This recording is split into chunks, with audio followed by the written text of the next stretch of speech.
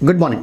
हम बात कर रहे हैं सेक्शन नंबर 149 और सेक्शन नंबर 149 बात करता है companies to have board of directors. Right, बहुत ध्यान से हम बात करें सीए फाइनल के सिलेबस का। हमारा जो डायरेक्टर्स का फर्स्ट सेक्शन है, सेक्शन नंबर है 149 और मान के चलें कि सेक्शन नंबर 149 में से एग्जाम में अच्छा खासा मार्क्स का आता है क्योंकि इसमें ढेर सारे कॉन्सेप्ट हैं। राइट, चलें शुरू करें। हम सेक्शन नंबर कौन सा हमारे पास, सेक्शन नंबर 149 में हेडिंग है companies to have board of directors. Right, चलें सबसे पहला पॉइंट है मिनिमम नंबर ऑफ डायरेक्टर्स। बिल्कुल बच्चों वाली बात है ये तो।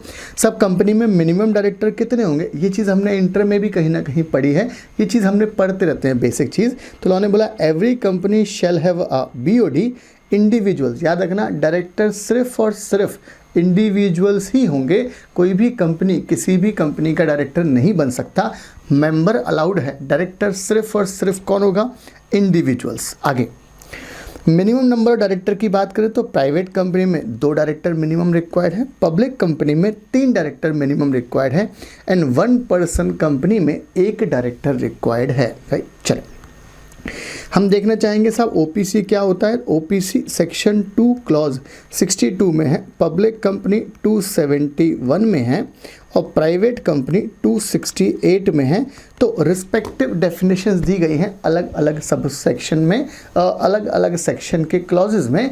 वो हम बात करें सब डेफिनेशंस की। प्राइवेट कंपनी क्या होती है सबको पता है, जहाँ पर मिनिमम कितने होंगे मेंबर्स, 2 मेंबर, मैक्सिमम कितने होंगे 200 with some restriction. Private company में वो 3 तरह की रिस्ट्रिक्शंस होती हैं कि सब डिपॉजिट एक्सेप्ट नहीं कर सकते पब्लिक से, मैक्सिमम 200% होंगे और आर्टिकल में ये रिस्ट्रिक्शन मेंशन रहेगी। पब्लिक कंपनी किसी से भी पैसा ले लो कोई दिक्कत नहीं, minimum 7 members, maximum unlimited members रहते हैं। बट डायरेक्टर्स कितने होंगे, तो लॉ ने बोला डायरेक्टर्स होंगे 3 और इन case of private company directors होंगे 2 and in case of 1 person company directors होगा मिनिमम 1 डायरेक्टर।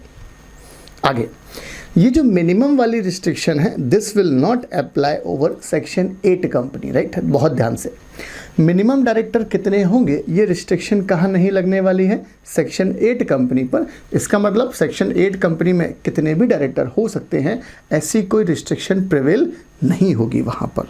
आगे मैक्सिमम डायरेक्टर की बात करें तो लॉ ने बोला मैक्सिमम डायरेक्टर होंगे 15। एक बार में मैक्सिमम डायरेक्टर कितने होंगे 15। बहुत ध्यान से ये जो मैक्सिमम डायरेक्टर की कंडीशन है this condition will not apply over government company. कौन सी कंपनी पे ये कंडीशन नहीं लगने वाली है, तो लॉ ने बोला गवर्नमेंट कंपनी पर ये कंडीशन नहीं लगने वाली है। दूसरा पॉइंट, इसका मतलब ये है क्या मेरी ओपीसी में एग्जाम में क्वेश्चन आया क्या ओपीसी में 15 डायरेक्टर हो सकते हैं, बिल्कुल हो सकते हैं। याद रखना 15 डायरेक्टर हो सकते हैं ओपीसी में। मेंबर कितने होंगे, minimum 1 maximum 1, but director minimum 1 maximum 15 हो सकता है in case of 1 person company. आगे अगर आपकी कंपनी में 15 डायरेक्टर से ज़्यादा अपॉइंट करना है, लॉ ने बोला कोई टेंशन नहीं, हो जाएगा काम, बट आपको इसके लिए स्पेशल रिजोल्यूशन पास करना पड़ेगा। क्या पास करना पड़ेगा आपको, स्पेशल रिजोल्यूशन पास करना पड़ेगा। सब मेरी कंपनी को 16 डायरेक्टर 17 डायरेक्टर तक चाहिए, तो 1 या 2 डायरेक्टर जो हमको इंक्रीज़ करना है, तो लॉ ने बोला you need to pass special resolution in a general meeting. आगे ये जो स्पेशल रिजोल्यूशन वाली बात है ये रिक्वायर्ड नहीं है। कौन सी कंपनी के केस में, गवर्नमेंट कंपनी के केस में। सब एक तो मैक्सिमम की रिक्वायरमेंट नहीं है, जब मैक्सिमम की रिक्वायरमेंट नहीं है मतलब कोई मैक्सिमम की रिस्ट्रिक्शन नहीं है गवर्नमेंट कंपनी पे, तो लॉजिकल है वहाँ एसआर की भी रिक्वायरमेंट नहीं होगी इन case of government company. Right, चलो तो हमने पहला कॉन्सेप्ट क्या देखा है भाई, मिनिमम डायरेक्टर कितने होंगे, मैक्सिमम डायरेक्टर कितने होंगे, और अगर मैक्सिमम डायरेक्टर से ऊपर आपको ले जाना है तो आपको क्या करना पड़ेगा। Minimum director in case of private company 2 director, in case of public company 3 director, in case of OPC single director. Maximum director होंगे 15 और अगर 15 से ज़्यादा डायरेक्टर अपॉइंट करना है तो कंपनी को पास करना पड़ता है स्पेशल रिजोल्यूशन। मैक्सिमम डायरेक्टर की कंडीशन, एसआर की requirement, this will not required in case of government company. चल ये तो हुआ हमारा एक कॉन्सेप्ट। सेकंड कॉन्सेप्ट याद रखना सेक्शन नंबर 149 बेहद इंपॉर्टेंट है। दूसरा कॉन्सेप्ट स्टार्ट करें हम वुमेन डायरेक्टर की। राइट, चले ध्यान से। तो लॉ ने बोला हर कंपनी में कम से कम 1 वुमेन डायरेक्टर तो होनी ही चाहिए। बहुत ध्यान से क्या बोल रहा है law?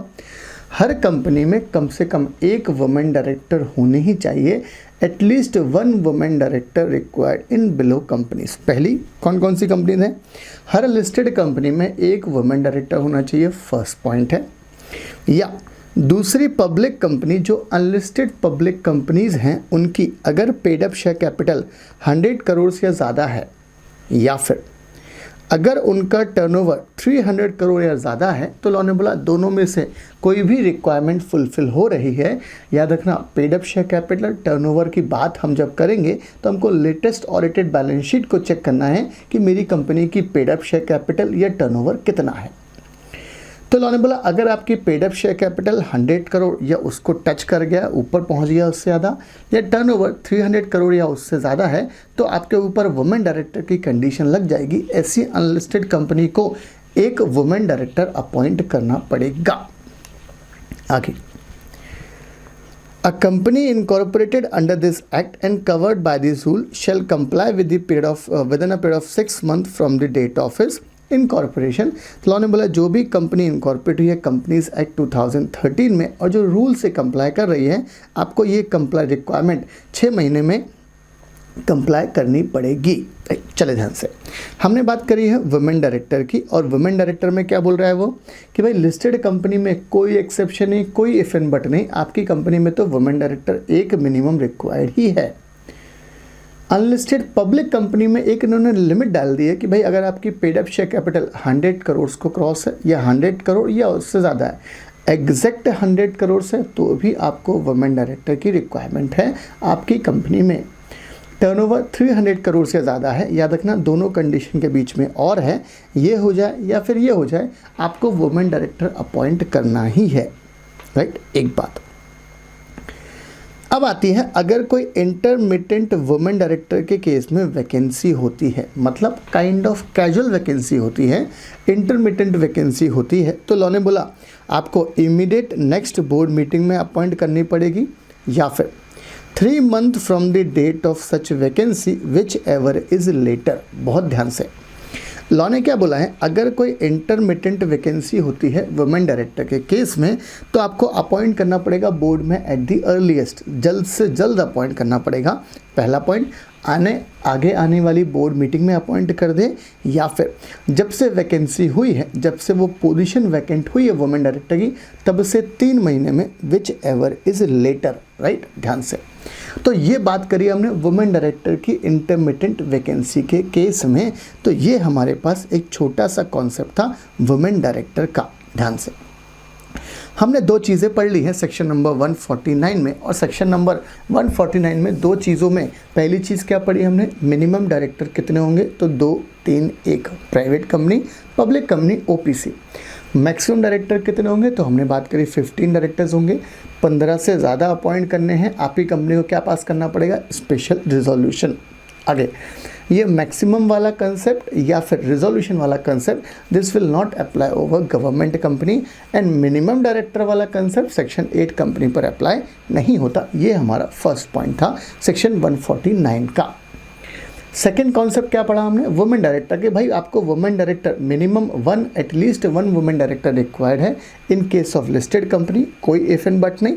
In case of other unlisted public company में 2 चीज़ें हैं, अगर आपकी कंपनी की paid up share capital 100 crore या उससे ज़्यादा है, then you need to appoint a women director, at least one women director, या फिर और कौन सा है, इंग्लिश वाला, या फिर अगर आपकी कंपनी का टर्नओवर 300 करोड़ या उससे ज़्यादा है, तो आपको अपॉइंट करना पड़ेगा वुमेन डायरेक्टर को।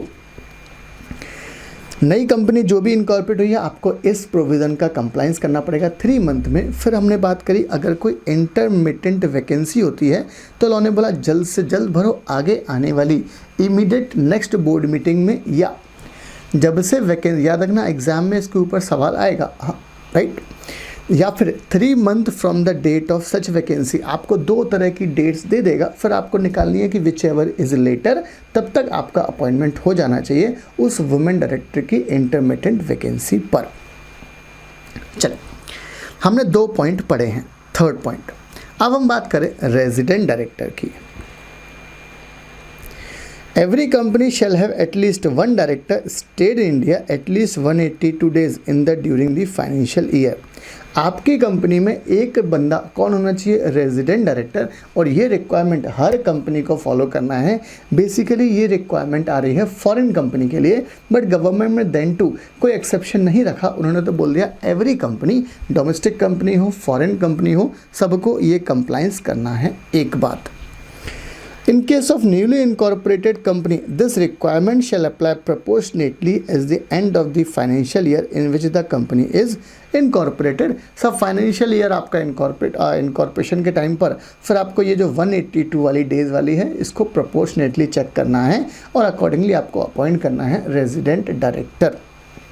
राइट, चल यहाँ तक हमने 3 पॉइंट की बात, पहली minimum number of director, maximum director, दूसरी बात वुमेन डायरेक्टर, तीसरी बात रेजिडेंट डायरेक्टर की बात करी है। अब जो सबसे ज़्यादा इम्पॉर्टेंट पॉइंट है वो बात करता है इंडिपेंडेंट डायरेक्टर की, और सबसेक्शन 4 बात करता है इंडिपेंडेंट डायरेक्टर की। तो पहला पॉइंट है एवरी लिस्टेड पब्लिक कंपनी, कौन सी कंपनी? हर listed public company shall have at least कम से कम 1/3 of the total number of director as a independent director. हर लिस्टेड कंपनी में कम से कम 1/3 of the total director independent director होना चाहिए। मेरी कंपनी में 12 डायरेक्टर हैं, 12 का निकाला 1/3, तो 4 डायरेक्टर क्या होना चाहिए? 149 सब सेक्शन 4 वाले, मतलब इंडिपेंडेंट डायरेक्टर। मेरी कंपनी में 10 डायरेक्टर हैं, 10 का निकाला हमने 1/3, तो आया 3.33। तो भी लॉ ने बोला कितने होना चाहिए? 4 होना चाहिए।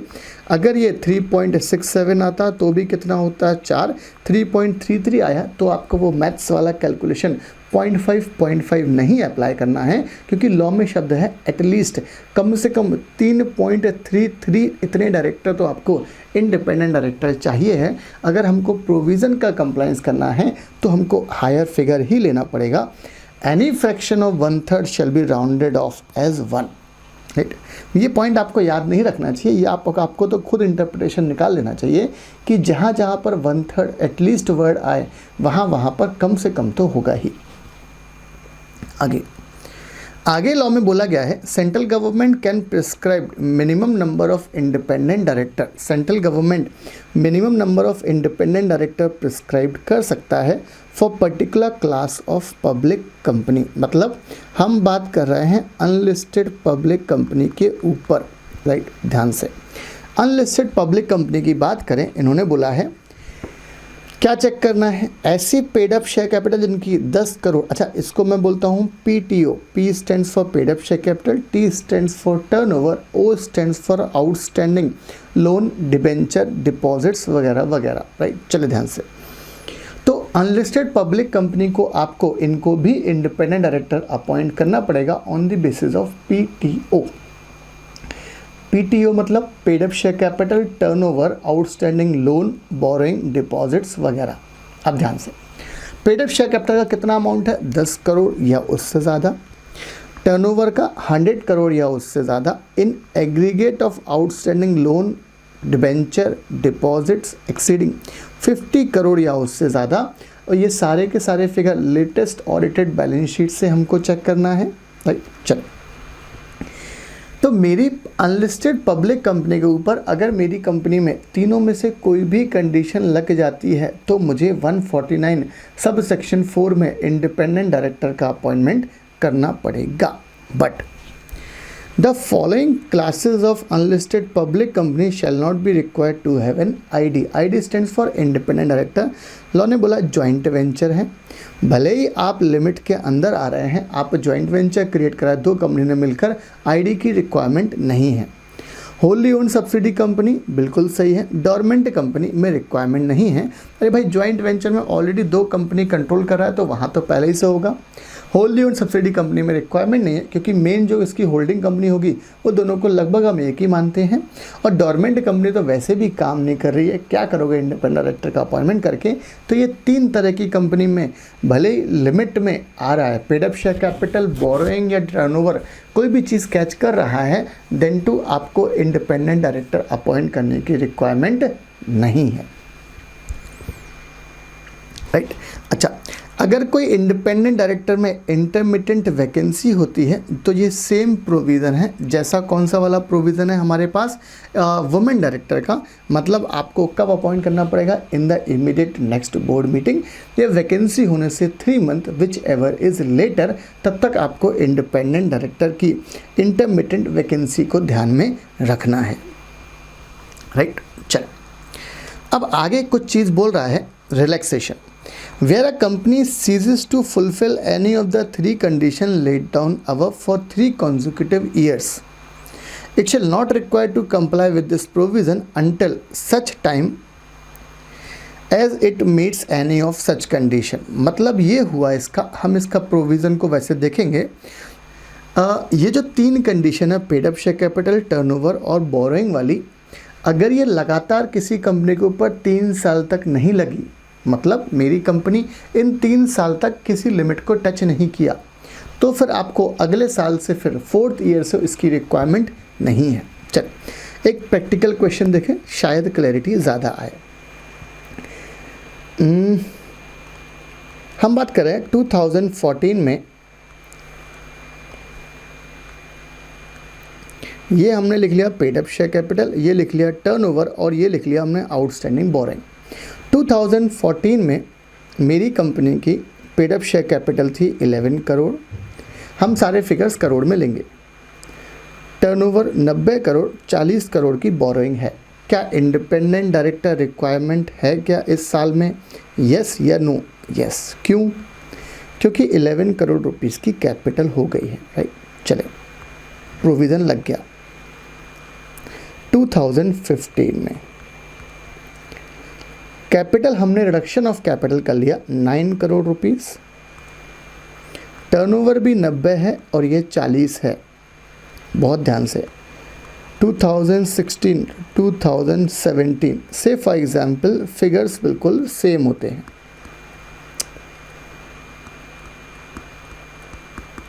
बहुत ध्यान से अब बात सुनना, राइट। क्या इस वाले साल में रिक्वायर्ड है? Yes yes yes. अब हम इस प्रोविज़न पर चलते हैं। क्या बोल रहा है? Where a company ceases to fulfil any of the 3 condition laid above for 3 consecutive year.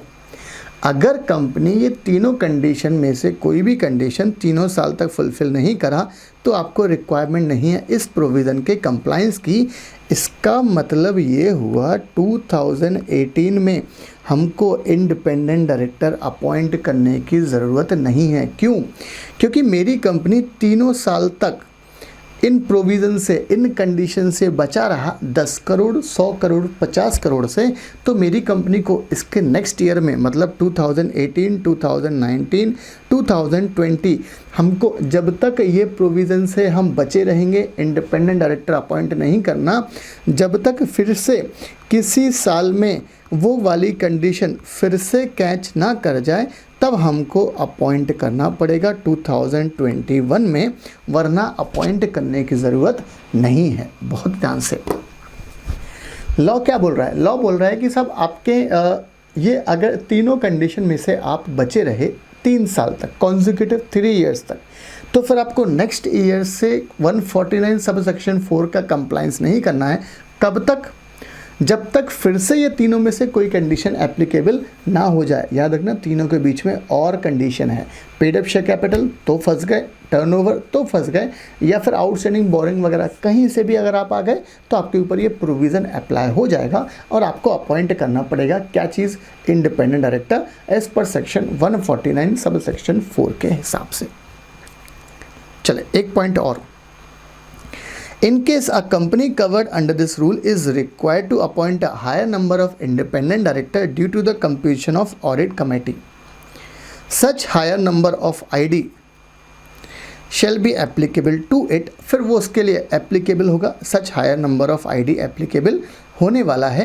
ये चीज़ हमको ध्यान में रखनी है, बहुत ध्यान से याद रखना। ये वाला एग्ज़ाम में सवाल आएगा, आपको आंसर यही लिखना है कि भाई लगातार 3 साल तक अगर हम बचे रह गए तो हम, जब तक हमको आईडी का कंप्लाई नहीं करना है, जब तक फिर से वो प्रोविज़न अप्लाई ना हो जाए।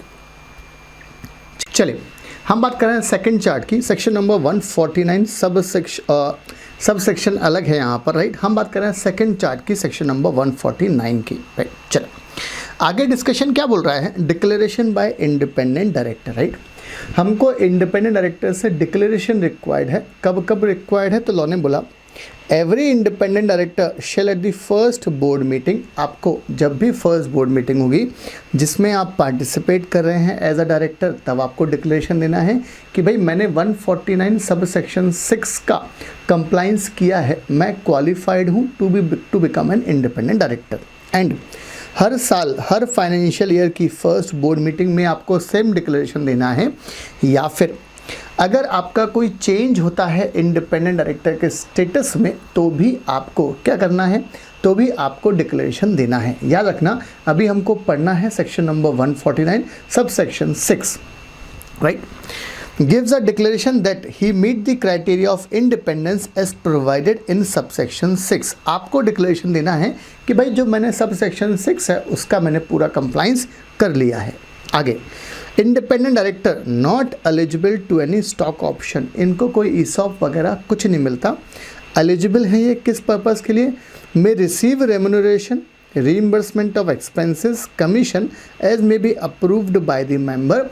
लॉ ने बोला आपको क्या नहीं मिलेगा, ईसॉप नहीं मिलेगा, स्टॉक ऑप्शंस नहीं मिलेगा, बट आपको क्या मिलेगा, remuneration, reimbursement of expenses, commission, जो भी रेजोल्यूशन पास करके मेंबर ने अप्रूव किए हैं वो आपको पूरा का पूरा रीइंबर्समेंट मिल जाएगा।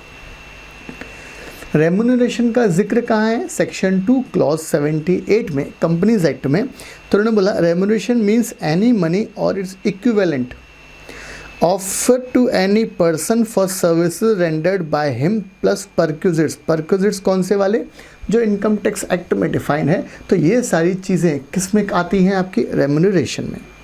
आगे इंपॉर्टेंट पॉइंट, ऑफिस कब तक होल्ड करेगा ये डायरेक्टर, तो लॉ ने बोला hold office up to 5 consecutive years on the board of the company. लगातार 5 साल तक इंडिपेंडेंट डायरेक्टर काम करेगा। एक बात, अगर इसको रीअपॉइंटमेंट होना है तो लॉ ने बोला पहले जनरल मीटिंग में स्पेशल रिजोल्यूशन पास होगा आपके रीअपॉइंटमेंट के लिए, और यही चीज़ का डिस्क्लोज़र कहाँ देना है आपको, बोर्ड रिपोर्ट में डिस्क्लोज़र देना है। दूसरी बात बहुत ध्यान से, इसका मतलब 5 साल प्लस 5 साल टोटल 10 साल तक रह सकता है इंडिपेंडेंट डायरेक्टर।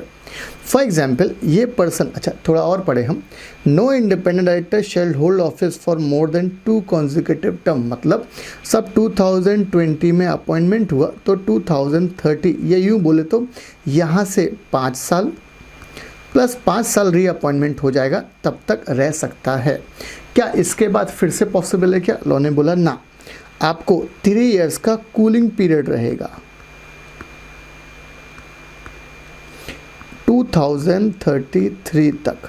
मतलब इस ड्यूरेशन में 2030 से लेकर 2033 तक वो person as a independent director या किसी दूसरी कैपेसिटी में भी अपनी सर्विसेज सर्व नहीं कर सकता है। उस सेम कंपनी को आप किसी दूसरी कंपनी में इंडिपेंडेंट डायरेक्टर बन जाओ, कोई मना नहीं है, बट आप सेम कंपनी में कंटिन्यू नहीं रह सकते। Can appoint as independent director after the expiry of 3 years of ceasing to become an independent director, मतलब 3 साल का, 10 साल के बाद 3 साल का गैप तो रिक्वायर्ड है। N independent director during the period of 3 years, हम ये 3 साल की बात कर रहे हैं, नॉट एलिजिबल फॉर अपॉइंटमेंट और be associated in any other capacity either directly और इनडायरेक्टली। डायरेक्टली इनडायरेक्टली आप किसी दूसरी कैपेसिटी में भी काम नहीं कर सकते। आईडी मीन्स इंडिपेंडेंट डायरेक्टर, जहाँ जहाँ हमने शब्द देखा है आईडी, वहाँ वहाँ कौन सा शब्द आएगा, इंडिपेंडेंट डायरेक्टर का। चल अब हम बात करें लाइबिलिटी ऑफ इंडिपेंडेंट डायरेक्टर। तो लॉ ने क्या बोला, not withstanding anything contained in act, कोई भी इंडिपेंडेंट डायरेक्टर है या फिर कोई भी नॉन एग्जीक्यूटिव डायरेक्टर है, नॉट बीइंग अ प्रमोटर और अ की मैनेजरियल पर्सन, प्रमोटर केएमपी को छोड़कर। केएमपी कहाँ डिफाइंड है, सेक्शन 251 में, और प्रमोटर कहाँ डिफाइंड है, 269 में, सेक्शन 2 क्लॉज 69 में। तो लॉ ने बोला इन दोनों को छोड़कर, मतलब इंडिपेंडेंट डायरेक्टर है, नॉन एग्जीक्यूटिव डायरेक्टर है other than promoter and KMP, ये वही ऑफेंस के लिए लायबल होंगी जिसकी इनको नॉलेज है। जो चीज़ की नॉलेज नहीं है इनको प्रूव करना पड़ेगा कि सर हमको ये एक्ट की नॉलेज नहीं है जो बोर्ड से हुआ है, तो फिर ये इनकी कोई लायबिलिटी नहीं रहेगी। ये वाला पॉइंट हमारे लिए काम का है। Company and independent director shell abide by the provision specified in schedule, कौन सा है हमारे पास, 4th है। The provision of section 152(6)(7 in respect of retirement of director by rotation shall not be applicable to appointment of independent director। Rotational director क्या होता है, 2/3 of the total director की strength का। सेक्शन नंबर 152 सबसेक्शन 6 में इसका हम जिक्र करेंगे। वहाँ पर भी साफ साफ लिखा हुआ है चार्ट्स में कि भाई टोटल स्ट्रेंथ में आपको टोटल डायरेक्टर में इंडिपेंडेंट डायरेक्टर को काउंट नहीं करना है। ये चीज़ हमारे लिए इंपॉर्टेंट है। Section number 152 subsection 6 and subsection 7 का रेफरेंस, राइट। तो ये हमारे पास इंडिपेंडेंट डायरेक्टर का ओवरऑल कॉन्सेप्ट हुआ। बट हमने अभी भी सेक्शन 152 सेक्शन नंबर 149 सबसेक्शन 6 में एक्चुअल में ये इंडिपेंडेंट डायरेक्टर होने की क्या क्या क्वालिटीज़ हैं, या हम यूँ बोले कि कौन कौन सी एलिजिबिलिटी कंडीशंस हैं, किस किस चीज़ में अगर आप आ गए कंडीशन में तो आप इंडिपेंडेंट डायरेक्टर नहीं बन पाओगे, या क्या क्या चीज़ आपके अंदर होना चाहिए तो आप इंडिपेंडेंट डायरेक्टर बन सकते हो। ये पूरा का पूरा जो है ये सब सेक्शन 6 में डिस्कशन है, जिसको हम सेपरेटली डिस्कस करेंगे ये इस वाले में, राइट। बहुत ध्यान से ये हमने बात करी है इंडिपेंडेंट डायरेक्टर की, और अब हम बात करेंगे अगले में काहे की सब सेक्शन 6 की बात, राइट। चलें, सेक्शन नंबर 149 सबसेक्शन 6 याद रखना, बेहद इंपॉर्टेंट कॉन्सेप्ट है, concept of independent director. Section number 149 subsection 6 में हम बात करें आराम से, slowly gradually 1 by 1 point discuss करते जाएंगे, समझते जाएंगे कि कौन कौन सी कंडीशन इंपॉर्टेंट है अगर आपको क्या बनना है, किसी कंपनी में इंडिपेंडेंट डायरेक्टर बनना है। सबसे पहली बात तो जो भी पर्सन को इंडिपेंडेंट डायरेक्टर बनना है वो पर्सन बोर्ड की नज़र में person of integrity, possess relevant expertise and experience, मतलब आप बोल सकते हैं साहब कि वो व्यक्ति आशीष गुप्ता जैसा होना चाहिए। Person of integrity, possess relevant experience, expertise, ये सारी चीज़ें एक व्यक्ति में उपलब्ध हैं तो वो व्यक्ति आपका इंडिपेंडेंट डायरेक्टर बन सकता है। पहला point, first point section number 149 sub section 6 का। Second point, who is not a promoter of the company, holding company, subsidy company, associate company. जिस भी व्यक्ति को आप इंडिपेंडेंट डायरेक्टर बनाने जा रहे हैं वो व्यक्ति कंपनी का, होल्डिंग कंपनी का, सब्सिडी कंपनी का, एसोसिएट कंपनी का, या यूँ बोले हम ग्रुप कंपनी का प्रमोटर नहीं होना चाहिए। फिर से बात करें, प्रमोटर कहाँ लिखा है, सेक्शन 2 क्लॉज 69 में प्रमोटर का जिक्र है। और प्रमोटर कौन होता है यार, जिस पर्सन ने प्रोस्पेक्टस पे साइन करा है, राइट, या जिस पर्सन ने कंपनी के व्यापार कोई कॉन्ट्रैक्ट किया है, फाइनेंशियल स्टेटमेंट पे साइन किया है, जिसका नाम ये सब बंदों को हम, जिसका कंट्रोल है कंपनी के ऊपर, उसको हम क्या बोलते हैं, प्रमोटर। या फिर who is not related to the promoter और director in the company, holding company, subsidy company, associate company. ये पॉइंट डायरेक्टली बात कर रहा है, ये पॉइंट इनडायरेक्टली बात कर रहा है। वो व्यक्ति खुद नहीं होना चाहिए प्रमोटर, या वो व्यक्ति रिलेटेड नहीं होना चाहिए with respect to promoter and director of the group companies. ये हमारे पास इसका सेकेंड पॉइंट हुआ, इसको हम बी पॉइंट बोल सकते हैं, राइट। चलो, हमने 2 पॉइंट देखे सेक्शन नंबर 149 सब सेक्शन 6 में। पहला पॉइंट क्या बोल रहा है, आप बोल दे सब एक बार में, आशीष गुप्ता, मतलब बोर्ड की नज़र में वो व्यक्ति person of integrity, experience, expertise वाला होना चाहिए। First point. सेकंड पॉइंट में 2 पॉइंट है। पहला पॉइंट क्या बोला, वो पर्सन खुद प्रमोटर नहीं होना चाहिए ग्रुप कंपनी का, वो पर्सन डायरेक्टली रिलेटेड नहीं होना चाहिए, किससे, मतलब डायरेक्टली नहीं, आपको रिलेटेड नहीं होना है, किससे, कंपनी से, उसके प्रमोटर डायरेक्टर से, उस कंपनी में, उसकी होल्डिंग में, उसकी सब्सिडी में, उसकी एसोसिएट से। चलें, C point, who has or had no pecuniary relationship. Pecuniary मतलब होता है monetary. Who has or had no pecuniary relationship other than, आपको रेम्युनरेशन मिल रहा है, बिल्कुल मिलेगा, ये चीज़ हम 149 में बात कर चुके हैं। बट एक इन्होंने लिमिट लगा दी पिक्यूनरी रिलेशनशिप की, राइट। पहली बात तो क्या बोल रहा भाई, नहीं होना चाहिए, फिर बाद में एक लिमिट लगा दी कि अगर यहाँ तक है तो this is acceptable under section 149 subsection 6, इसके ऊपर गया तो फिर आप डिस्क्वालीफाई, फिर आप इंडिपेंडेंट डायरेक्टर नहीं बन सकते। Having transaction not exceeding 10% of his total income, जो भी टोटल इनकम है उसका 10% से ज़्यादा का ट्रांजैक्शन नहीं होना चाहिए with the company, holding company, subsidy company, associate company, their promoters, directors during the 2 immediately preceding financial year और during the current financial year. ध्यान सके, इनके साथ में आपका ट्रांजैक्शन नहीं होना चाहिए, हो जाए 9% हो, 9.25% हो, 9.9 हो या 10% भी हो तो भी चलेगा। नॉट एक्सीडिंग लिखा है वहाँ पर, 10% से ज़्यादा नहीं होना चाहिए, 10% तक है तो भी चलेगा। ऑफ हिज टोटल इनकम, ये चीज़ आपको ध्यान में रखना है, राइट। चलो, ये हमने बात करी है सेक्शन नंबर 149 सबसेक्शन 6 में सी वाला पॉइंट, बहुत ध्यान से। डी पॉइंट क्या बोल रहा है, नन ऑफ हिज रिलेटिव, यहाँ पर वो पर्सन का डायरेक्टली हम बात कर रहे थे, अब यहाँ पर हमने रिलेटिव्स के रिस्पेक्ट में बात कर रहे हैं। None of his relative holding security और interest in the company, holding company, subsidiary company, associate company not exceeding, एक लिमिट लगा दी वहाँ पर, कितनी लिमिट है, 50 लाख रुपए की, याद रखना। और ये सिक्योरिटी की फेस वैल्यू की वैल्यू है, ये मार्केट वैल्यू नहीं है। आपके पास 50 लाख रुपए से ज़्यादा के फेस वैल्यू के शेयर्स नहीं होना चाहिए या और कोई सिक्योरिटीज़ नहीं होना चाहिए, या फिर 2% of the paid up share capital of the company, it's की होल्डिंग कंपनी, एसोसिएट कंपनी, कब, at any time during the immediately, IMM मतलब इमीडिएटली प्रीसीडिंग 2 फाइनेंशियल ईयर और current financial year, current year या प्रीसीडिंग 2 फाइनेंशियल ईयर की बात करी है clause D में। ध्यान से फर्स्ट पॉइंट में ये बात करी सिक्योरिटीज़ की, 50 लाख रुपए फेस वैल्यू है, 2% total paid up share capital है। सेकंड पॉइंट इसी में, second sub clause, is indebtedness to the company, वो पर्सन को, जो पर्सन इंडिपेंडेंट डायरेक्टर बनने जा रहा है वो पर्सन को कुछ उधारी है, वो पर्सन डेटर है उस कंपनी का, उसकी होल्डिंग का, सब्सिडरी का, एसोसिएट का, देयर प्रमोटर्स और डायरेक्टर, कितने रुपए का, in excess of amount of 50 lakh, याद रखना 50 लाख तक चलेगा, कोई प्रॉब्लम नहीं है। इन एक्सेस ऑफ 50 लाख है तो आप डिस्क्वालीफाई हो गए, कब, पिछले 2 प्रीसीडिंग फाइनेंशियल ईयर में या करेंट फाइनेंशियल ईयर में।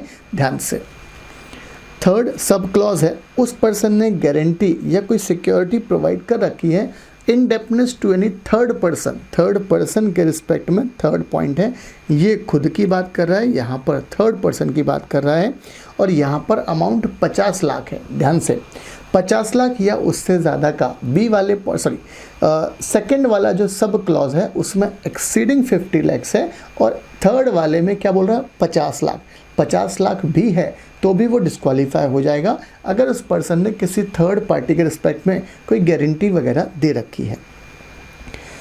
Has any other pecuniary transaction or relationship with the company, holding company, subsidiary company amounting to 2% or more of its gross turnover or total income singly or in combination with the above first, second, third sub clause का, तो भी law ने बोला आप disqualify हो जाओगे और आपको हम इंडिपेंडेंट डायरेक्टर नहीं बनने देंगे। बहुत ध्यान से, एक पॉइंट बोल रहा है सिक्योरिटीज़ का, राइट, दूसरा पॉइंट बोल रहा है किस चीज़ का, इंडेप्टनेस खुद का, तीसरा पॉइंट थर्ड पर्सन का और चौथा पॉइंट बोल रहा है कि आपका transaction 2% of the gross turnover या टोटल इनकम, ग्रॉस टर्नओवर का एग्जाम में फिगर दिया होगा, टोटल इनकम का फिगर दिया होगा, इन दोनों का 2% निकालें और उसमें से जो विचेवर हायर आए उसके बाहर नहीं जाना है। अगर आप बाहर गए तो वहाँ पर प्रॉब्लम होगी और आप क्या नहीं बन पाओगे, इंडिपेंडेंट डायरेक्टर नहीं बन पाओगे। इन बिटवीन IFSC कंपनी का अगर कहीं जिक्र आता है तो इसका इंट्रोडक्शन है कि IFSC कंपनीज क्या होती है, international financial service centre, and IFSC caters to customers outside the jurisdiction of domestic economy. Such centers deal with the flow of finance, financial products, services across border. जो बाहर financial services provide करती हैं उन company को हम क्या बोलते हैं यार, IFSC कंपनी। चलो अब हम बात करें इंडिपेंडेंट डायरेक्टर के सेकंड चार्ट में क्लॉज ई है, हु नीदर हिमसेल्फ, वो खुद या उसका रिलेटिव। याद रखना सी वाले क्लॉज में वो उसके ट्रांजैक्शन है, डी वाले में उसके रिलेटिव के ट्रांजैक्शन है, ई वाले में दोनों मिला दिया हमने, वो खुद या उसके रिलेटिव। और इसमें कितने पॉइंट हैं, 4, 1 2 3 और 4। वो पर्सन खुद या उसके relative hold position of KMP, employ of the company, holding company, associate company और subsidy company in any of the 3 preceding immediately preceding financial year. वहाँ पर 2 प्रीसीडिंग फाइनेंशियल ईयर और करेंट ईयर था, यहाँ पर 3 प्रीसीडिंग फाइनेंशियल ईयर है। In which he is propose to be appointed. तो दिक्कत है, अगर मैं किसी कंपनी में एम्प्लॉय हूँ और उस कंपनी में फिर मैं इंडिपेंडेंट डायरेक्टर नहीं बन सकता, provided that in case of relative. किसकी बात करी हमने, रिलेटिव्स की बात करी है। Who is an employee, the restriction shall not apply for his employment during preceding 3 financial year। सब रिलेटिव्स अगर है तो वहाँ पर रिस्ट्रिक्शन नहीं लगेगी। B point second sub clause, is an employee proprietor या पार्टनर। मैं या मेरा रिलेटिव पिछले 3 साल में हम एम्प्लॉय हैं, प्रोप्राइटर हैं या पार्टनर हैं, और a firm of auditors, company secretary in practice, cost accountant of the company. इसका मतलब ये है, से फॉर एग्जांपल मेरी फर्म है आशीष गुप्ता एंड एसोसिएट्स और मैं क्या इस फर्म का प्रोप्राइटर हूँ। रिलायंस कंपनी का हम इंटरनल ऑडिट करते हैं। तो लॉ ने बोला अगर पिछले 3 साल में आप प्रीवियस 3 ईयर्स में रिलायंस कंपनी का ऑडिट कर रहे थे तो आप इस कंपनी के क्या नहीं बन पाओगे,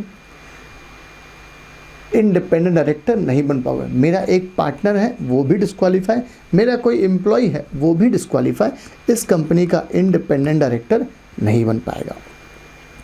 अच्छा, यहाँ पर मुझे कितनी फीस मिल रही है इससे मतलब नहीं है, बल्कि अगर मैं इसी रिलायंस कंपनी का सॉलिसिटर होता, LLB वकील हैं हम इस कंपनी के, राइट, जो भी लीगल केसेस हैं वो हम डील करते हैं, वहाँ पर एक लॉ ने लिमिट लगा दी। एक तरह से यह अत्याचार है, amounting to 10% of the gross turnover of the firm.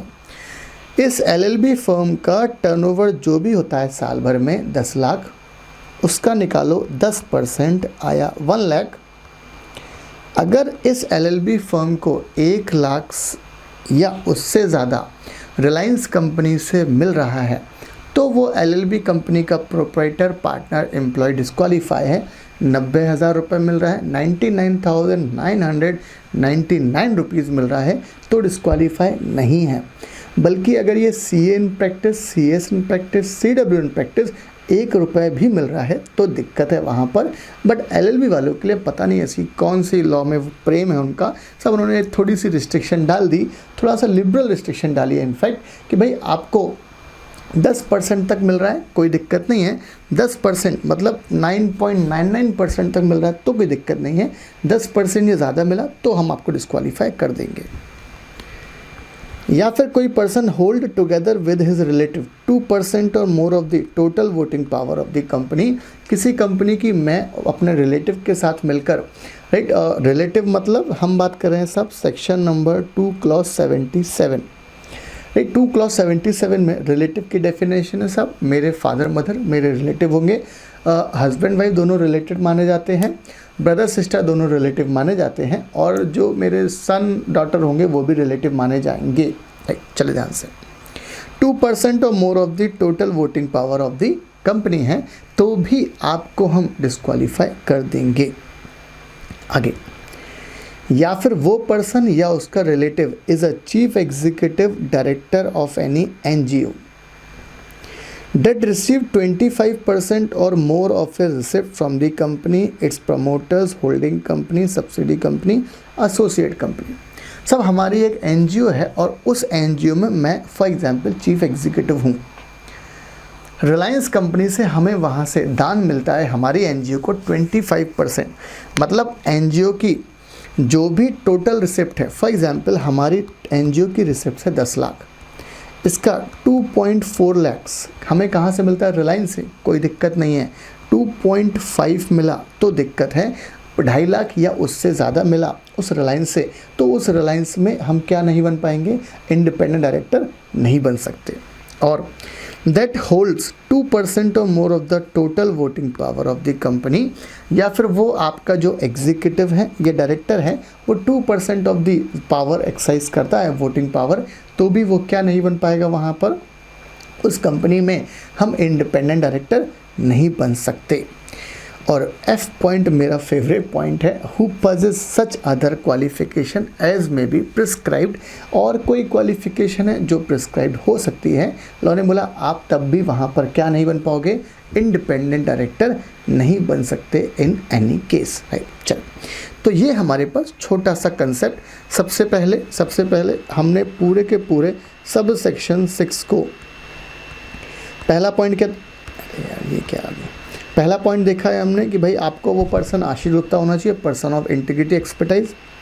दूसरे पॉइंट में 2 point, not promoter, not related to promoter. तीसरे पॉइंट में पिक्यूनरी ट्रांजैक्शन नहीं होना चाहिए, लिमिट डाल दी। रिलेटिव्स में कितने पॉइंट है, 1 2 3 4, सिक्योरिटी वाला पॉइंट है। इनडेप्टनेस खुद का है, थर्ड पार्टी का इनडेप्टनेस है, या कॉमन पॉइंट है अगर कोई एनी अदर डिस्क्वालिफिकेशन। फिर पाँचवें पॉइंट में वो पर्सन खुद हिमसेल्फ या उसका रिलेटिव, 1 2 3 4, पहला वाला एम्प्लॉय, दूसरा वाला CA/CS वाला, तीसरा पॉइंट 2% वाला, और ये NGO वाला, और ये पॉइंट बोलता है सच अदर क्वालिफिकेशन। तो ये सारे पॉइंट्स इसके सेक्शन नंबर 149 सब सेक्शन 6 में, और इसी के साथ में हमारा सेक्शन नंबर 149 सब सेक्शन 6 और सेक्शन नंबर 149 पूरा का पूरा कंप्लीट होता है। चलिए अब हम बात कर रहे हैं सेक्शन नंबर 150, और सेक्शन नंबर 150 बात करता है manner of selection of independent director and maintenance of data bank of independent director. आपको किस तरीके से इंडिपेंडेंट डायरेक्टर को सिलेक्ट करना है एक बात, और उसका डेटा बैंक किस तरीके से मेंटेन करना है, ये पूरा का पूरा डिस्कशन सेक्शन नंबर 150 में है, राइट। तो गवर्नमेंट ने क्या किया, बेसिकली गवर्नमेंट ने कुछ इंस्टीट्यूशंस को नोटिफाई किया है कि भाई आपकी जिम्मेदारी है आप एक डेटा बैंक क्रिएट करें। उस डेटा बैंक में हर वो पर्सन जो इंडिपेंडेंट डायरेक्टर बनना चाहता है वो अपना नाम उसमें एंटर कराएगा, एक एग्जामिनेशन होगा उसमें वो नाम अपना एंटर कराएगा, और जब भी किसी कंपनी पर सेक्शन नंबर 149 सब सेक्शन 4 की रिक्वायरमेंट लगी, means appointment of independent director वाली कंडीशन लगी, तो वो उस वाले डेटा बैंक में से नाम लेकर और वो पर्सन अपॉइंट कर सकता है अपनी कंपनी में एज अ इंडिपेंडेंट डायरेक्टर। चले, तो सेक्शन नंबर 150 बात करता है manner of selection of independent director and maintenance of data bank of independent director, right. चले, तो उन्होंने क्या बोला, N independent director may be selected from a database. Independent director काहे में से सिलेक्ट करना है आपको, डेटाबेस में से, who are eligible and willing to act as a independent director, जो व्यक्ति एलिजिबल है और जो डायरेक्टर बनना चाहता है। कौन मेंटेन कर रहा है, maintain by any body, institute, association notified by the central government. ये डेटा बैंक जो है वो किसने मेंटेन करना है, तो लॉ ने बोला साहब किसी बॉडी ने मेंटेन किया है, किसी इंस्टीट्यूट ने, किसी एसोसिएशन ने, जिसको नॉमिनेट किसने करा गया है, सेंट्रल गवर्नमेंट के द्वारा। आगे उस डेटा बैंक में बेसिक इन्फॉर्मेशन क्या रहेगी सब, तो ये सारी इन्फॉर्मेशन है, इसके अलावा और भी लंबी चौड़ी लिस्ट है, वो सारी इन्फॉर्मेशन रहेगी। सीधी बात है, उस प्रपोज्ड डायरेक्टर से रिलेटेड कोई भी इन्फॉर्मेशन है वो सारी की सारी उस डेटा बैंक में रहने वाली है। फॉर एग्जाम्पल डिन नंबर रहेगा उसमें, name and surname in full, father's name, date of birth, gender, nationality, occupation, full address with pin code, phone number, email ID, education and professional qualification. आगे ये चीज़ तो बेसिक है, मोस्ट इंपॉर्टेंट पॉइंट है ये वाला, अब ध्यान से। फॉर एग्जाम्पल एक कंपनी है सब रिलायंस लिमिटेड, और रिलायंस लिमिटेड के ऊपर इंडिपेंडेंट डायरेक्टर की एप्लीकेबिलिटी हो गई, तो लॉ ने बोला अब क्या करेगा रिलायंस कंपनी इस डेटा बैंक में जाएगा, वहाँ से एक नाम निकालेगा और उस पर्सन को अपनी कंपनी में as a independent director appoint करेगा। बहुत ध्यान से, लॉ ने एक पॉइंट लिख दिया यहाँ पर, ये वाला पॉइंट, और लॉ ने बोल दिया खासकर से ये वाला पॉइंट, उन्होंने बोल दिया कि भाई देखो यार, डेटा बैंक हमने बनाया, ठीक है, इंस्टीट्यूट किसी एसोसिएशन ने बनाया, बट लास्ट जिम्मेदारी कंपनी की है, आपको चेक करना है वो person qualified to be a independent director है या नहीं है। As per section 149 sub section 6 के हिसाब से सब हमारी जिम्मेदारी, हमने आपको सब कुछ बढ़िया बना के दे दिया। बट एट लास्ट रिस्पॉन्सिबिलिटी किसकी है, एट लास्ट ड्यू डिलीजेंस किसको फॉलो करना पड़ेगा, तो लॉ ने बोला कंपनी को फॉलो करना पड़ेगा। लास्ट कंपनी की जिम्मेदारी है चेक करने के लिए कि भाई ये व्यक्ति सुटेबल है या नहीं है। Provided that responsibility of exercising due diligence before selecting a person from the data bank shall lie with the company। किसके ऊपर है ये जिम्मेदारी, कंपनी के ऊपर। ये वाला जो सेक्शन नंबर 150 है, this will not apply over section 8 company and government company, जहां पर गवर्नमेंट अपॉइंट करेगा, ध्यान से। तो ये छोटा सा सेक्शन नंबर 150।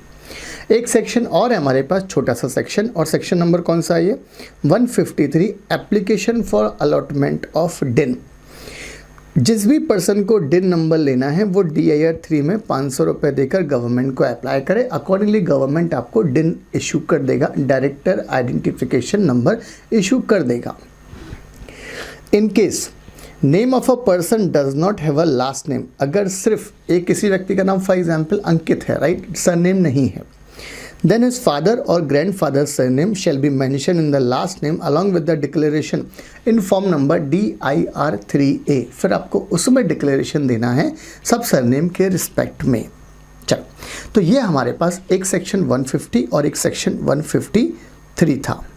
अब हम बात करें सेक्शन नंबर 151, और सेक्शन नंबर 151 बात करता है appointment of director by small share holder, right. बहुत ध्यान से, डायरेक्टर का अपॉइंटमेंट हो रहा है, बट किसके द्वारा हो रहा है, स्मॉल शेयर होल्डर। तो सबसे पहले हम देखें स्मॉल शेयर होल्डर कौन होता है, तो लॉ ने बोला मे हैव लिस्टेड कंपनी। सबसे पहली बात तो listed company may have one director elected by such small share holder, right.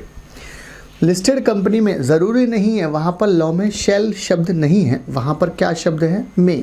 मतलब लिस्टेड कंपनी में हो भी सकता है और नहीं भी हो सकता है, तो उन्होंने क्या शब्द डाल दिया वहाँ पर, मे हैव, हो भी सकता है और नहीं भी हो सकता है। एक बात, अब ये जो इलेक्ट करेंगे स्मॉल शेयर होल्डर, तो लॉ ने बोला स्मॉल शेयर होल्डर कौन होता है, means a share holder holding shares of nominal value, nominal value मतलब फेस वैल्यू, कितने रुपए के, ऑफ नॉट मोर देन ₹20,000 और अदर सम एज में बी प्रिस्क्राइब। वो शेयर होल्डर जिसके पास मैक्सिमम कितने कंपनी के कितने रुपए के शेयर्स हैं, 20,000 से ज़्यादा के शेयर नहीं हैं, ऐसे पर्सन को हम क्या बोलेंगे यार, स्मॉल शेयर होल्डर, बराबर है।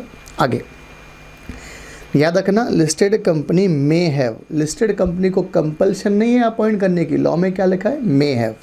आगे अ लिस्टेड कंपनी इलेक्ट करेगा स्यूमोटो बेसिस पर, हम उस पर्सन को as a small share holder चाहे तो अपनी इच्छा पे अपॉइंट कर दे, मतलब स्यूमोटो बेसिस पर, या फिर may upon the notice of not less than, notice दिया है इन शेयर होल्डर ने, तो भी वर्ड लॉ में मे है, यहाँ पर शेल है ही नहीं कहा।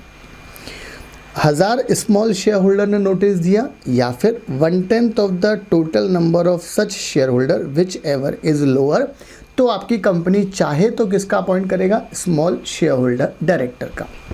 फॉर एग्जाम्पल मेरी कंपनी में 9000 शेयर होल्डर है, स्मॉल शेयर होल्डर है, 9000 का निकाला 1/10 कितना आया, 900, 900 और 1000 विच एवर इज लोअर, 900।